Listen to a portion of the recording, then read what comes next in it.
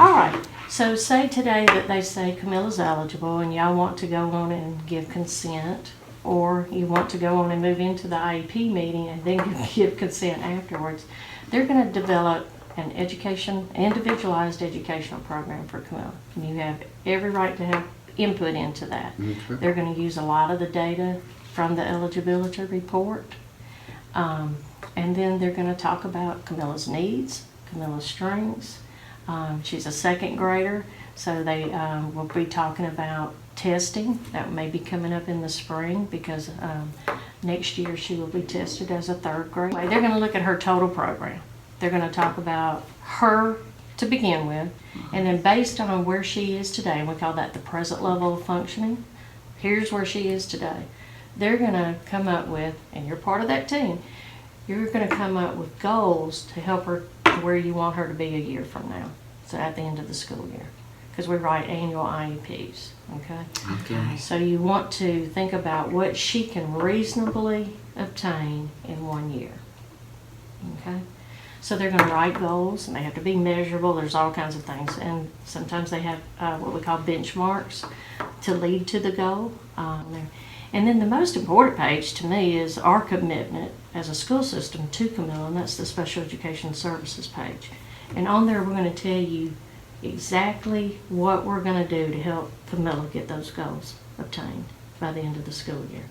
Now, she may not obtain them, but as long as we've made a good faith effort, then we should be okay.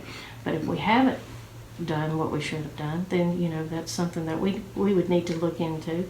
And at any point that you feel like the school system's not implementing that IEP, you can request a meeting for us to be pulled back together, reconvene, and relook at that and see if we need to make changes. Who do we tell if we want another meeting? Well, right now, I would tell Mrs. Hodge, because she's Okay. the special education teacher there that is working with Camilla. Okay.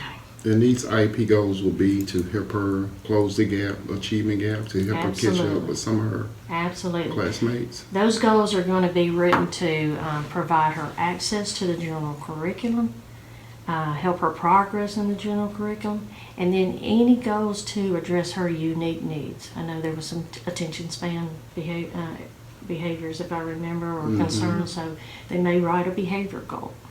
They may write a goal for helping her keep her stuff organized, those kinds of things. So yeah, but anything to help her progress and access the general curriculum, as well as to address her unique needs. Okay. And then at the end, and I know this has been a concern of yours, Ms. Wilson, you've expressed it several times, is the least restrictive environment. So once y'all develop those goals and you know the services, then y'all are going to say, okay, where is it appropriate for Camilla to receive those services? The school system and the team will start with the general ed classroom, because that's where most second graders are. With her General ed friends. classroom. Right. Absolutely. Right. Right. Absolutely. And so they will start there, and then they will work down what we call a continuum. They're going to say, can we meet Camilla's goals in that general ed classroom? And if they can, that's where they will serve her. They can.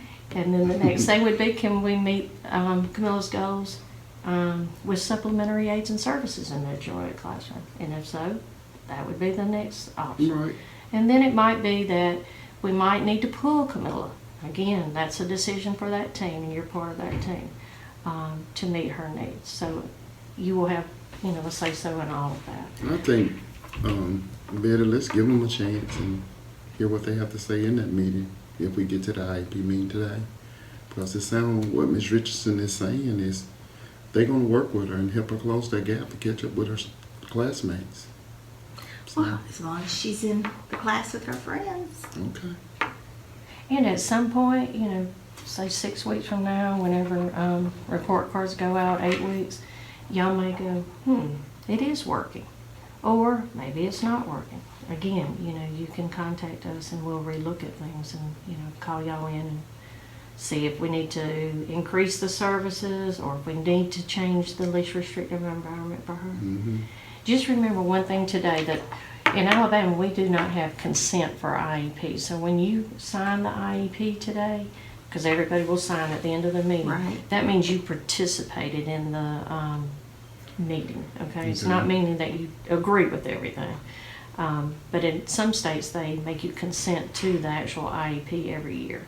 But in Alabama, we do not have that. So Okay. just make sure you understand that's just saying you participated, and you'll see it on there. There's a line that says. Okay, so we were there. Right. All right.